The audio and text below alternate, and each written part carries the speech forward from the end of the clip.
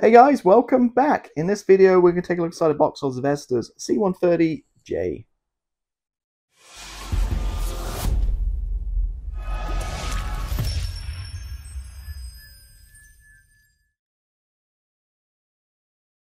Okay, so here it is, very shiny box, so excuse the glare of the light, but we have the C-130J in 72nd scale by Zvezda. Now, there's a few versions of this out already. We have the H, I think, and we have the longer J. This is a shorter J, not as stretched as the other one they had. Kit number 7325. I think this has come out in the last 12 months, maybe. So it's a relatively new kit. And we have decals in the box for US, UK, and Italy. And there's obviously tons of decal options for these available as well. So interested. I've been looking forward to getting one of these for a long time, a C-130. Seen mixed reviews, so let's open it up and look inside the box, see what we got. We have the instructions. We have the decals and the clear parts. I think a mask set might be definitely recommended for this one because so many windows. We'll look at all this plastic in more detail, but we have the fuselage, you get an idea of size there. The wings, no rivet detail, but we have panel lines. Again, we'll look at all this in more detail, and basically a big bag of plastic. So first order of business is get this taken away, and also why I do this, kind of a public service announcement. So some of these unboxing videos I've looked at recently on my computer look crystal clear. When I show the plastic, you can see all the panel lines and the rivets. For some reason on YouTube, it's looking a little bit fuzzy and not very clear. I noticed that a lot of my videos, they're going up as 1080p, but YouTube's kind of downgrading it to like 360 to save bandwidth for whatever reason. So if you're watching these videos, just click the cog below and make sure you're in 1080 and not 360. Especially some of my riding videos I've done when I was in Vietnam on my other channel, Ride and Wander. It was crystal clear on a GoPro, and they're all like terrible quality on YouTube. So you have to kind of manually change it to 1080, which is weird. So yeah, just a heads up on that one. First of all, take all this gump out, and we have the instructions. I'm going to zip through these super quickly. And I was expecting it to be like a map where you pull it out, but it's actually in pages. So first off, we have building a cockpit. Not that you can see any of this at all in 72nd scale. We have some, again, pilot figures and various, I think, air crew. Maybe I think I have an engineer on this possibly, and two pilots. Again, you're not going to see any of this in the interior. I built like what I built recently in 72nd scale, the Nimrod. You don't see nothing inside there, so you can pretty much just paint this whole thing black and be done with it. There's no point spending much time at all detailing the inside here. We have some interior detail. Again, I'm guessing when we go through here, you can maybe have the ramp door down or up. It would be nice, maybe, I don't know if you can get 72nd scale, maybe you can 3D print some nice pallets or something to put on the back. And again, some more interior detail. To note here too is the glass work goes in from the inside, so make sure you glue that nicely in because you don't want that coming loose once you've sandwiched the fuselage halves together. And for a Zvezda kit already, I'm seeing this is quite a lot of steps for a Zvezda kit. We've got the engines. I know Black Dog and some other people do resin engines if you want to go that route. And fuel tanks and various things going on.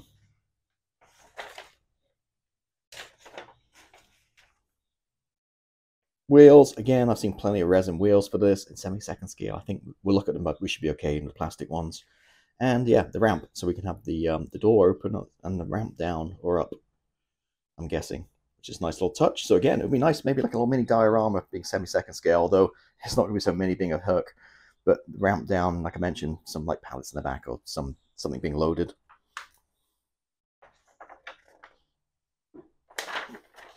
And some stencils, straightforward, pretty much the wings and a few others here and there, some props. So that's the instructions. What have we got here? Oh, wow. So we have a big decal sheet. This is all your lines for your walkways. Unfortunately, in between, this is one giant decal. So that's a lot of carry film. Some might be intended just to cut the middle out, which makes it a little more tricky maneuver, but cut the middle out, there's no carry film, and then just stick it down that way. Might be the way I'd do it. Again, with these, this is one giant decal. Again, you might want to cut out the inside. Markings, we have 3, as I mentioned, with the kit. We have the, looks like Maryland Air National Guard. We have the Lynam from 24th Squadron, or 2010s, and Italian Air Force from Pisa Air Force Base. This one's very plain, the Italian one, very little markings at all. Same with the RAF one already, just a couple of roundels in the RAF. Now I do have an aftermarket decal set, which I will show you at the very end. Well, actually, no, we're talking about decals. Let me show you right now what I picked up. So I picked up this extra decor, or extra decal, whatever you want to pronounce it. And it has this beautiful scheme where it has the tail with the get a bonus Eurofighter in there, but basically has this tail for the, see what scheme it is here. I'm not sure about taking out the bag, but I'm guessing 50 years maybe of the Herc. And it has, the only problem with this one is this decal, the back, the blue, you have to match it. You have to paint it, so you have to find the right color to kind of match the decal, which might be a slight pain to do. But I think this one marking looks very much nicer than what you get in this kit. So there you go. There's several different versions of these decals. All right, some of the squadron markings, almost like slime lines on this sheet. No problem at all. And the clear parts, again, plenty of them, little side windows and various parts. And a mast set will be very welcome for this, I think. Okay.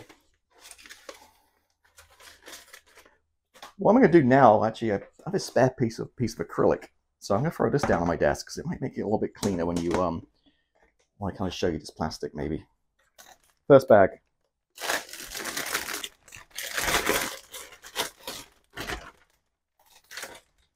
And we have 2 halves. So you get an idea of the size. It's up 40 centimeters long. And detail-wise, again, no rivets, which you can easily rivet this yourself. Just lines, panel lines. But if I put the 2 sides together, you get an idea of the size of this guy. So this is much more manageable than the other J, which was the stretch version. So yeah, nice crisp plastic. Again, a little devoid of detail. Some of the newer domestic stuff I've looked at, like the Alligator helicopter and the Su-25, which are recently built, really stepped up detail, have rivets and a lot nicer. This is, you see there in the light. Again, if you're not seeing this in your video, make sure you click that cog, make sure you're watching in 1080p. All right. Next up, wings.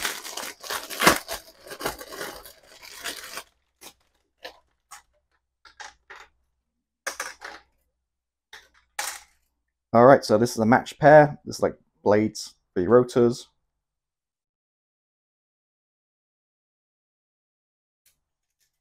Too much to see there.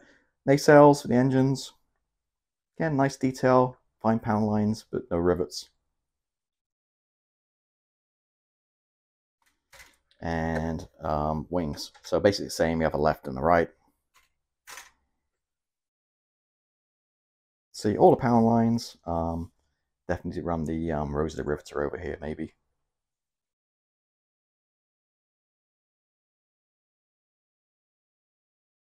And these are your nicely molded seats, fold down seats for the interior. Back in the cargo bay, which I know very well, having ridden one of these from Akatiri back to Bryce Norton, or Lynham maybe it was back in the day. Took absolutely forever as well. I think with the VC-10, I think it was like a 5-hour flight. With the C-130, it was like a 9-hour flight. All right, so now we got 3 larger sprues. We'll look at one at a time.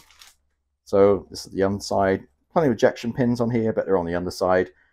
Some pretty prominent, so you might need to rub these down a little bit. And there you go, some various This is the floor, with the tie down points. Very nicely molded again, with small parts, very crisp, zero flash or anything like that. I'm guessing this is maybe the sidewall.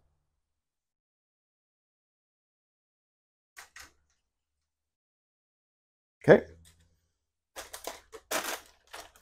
Now we have the fuel tanks. We have it's like the cockpit tub, or flight deck, should I say.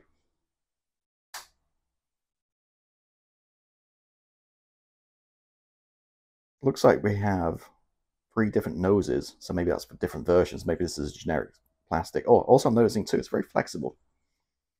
It's like very flexible. There's your 3 pilots, legs and tops. Not that you can really see those, but I guess it's nice to include them. That's one thing nice about Zvezda. They always seem to include pilot figures. 4 seats for the flight deck. Okay, nothing really much to see there. And last of all, we have the horizontal stabs, stabilizers. Again, we've got lines but no rivets. This is the big kind of upper side the wings attached to. Flip it around this way. Again, you can see that detail. The wheels, no problem at all, 2 parts, but I think for 10-second scale, they're absolutely fine. I wouldn't rush out and buy resin ones. And I'm noticing here panels. So we have panels cut out here. So again, maybe it's for different versions. I'm not sure, but you got I guess you pick which one of these you're going to use. One with a door, one with no door, 2 windows, and there we go. That's pretty much it. So that is Zvezda's Herc.